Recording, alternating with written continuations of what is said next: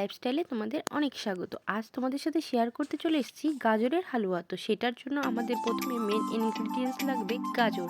তো আমি এখানে 3টে গাজর নিয়ে নিয়েছি।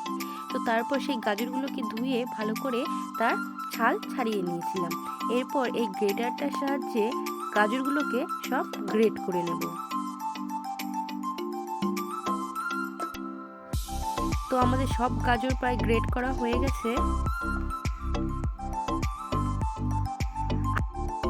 এদিকে দেখো, একটা তেজপাতা, কিছুটা কিশমিশ, কিছুটা কাজু, এক বাটি চিনি, 1 লিটার দুধ আর 3টে এলাচ নিয়ে নিয়েছিলাম।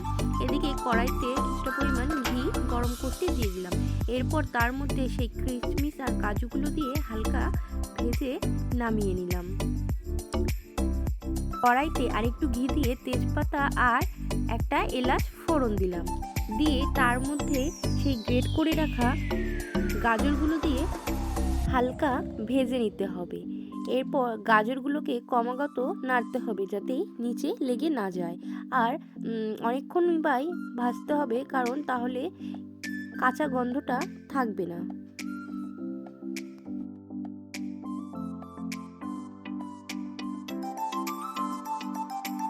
ভাজা হয়ে এসছে, কাঁচা গন্ধ নেই। এরপর আমি 1 লিটার দুধ এর মধ্যে দিয়ে দেবো। তো তোমরা যে কোনো দুধ দিতে পারো, চাইলে গরুর দুধ দিতে পারো কিংবা আমুলও দিতে পারো। তো আমি 1 লিটার আমুল দুধ দিয়ে দিলাম। দিয়ে এবার এটাকে কিছুক্ষণের জন্য ঢেকে দিতে হবে। এরপর ঢাকা তুলে দেখলাম যে আমার গাজর অনেকটাই সেদ্ধ হয়ে এসছে। আমি এর মধ্যে আমার পছন্দ মতো, আমার স্বাদ অনুযায়ী চিনি দিয়ে দিলাম।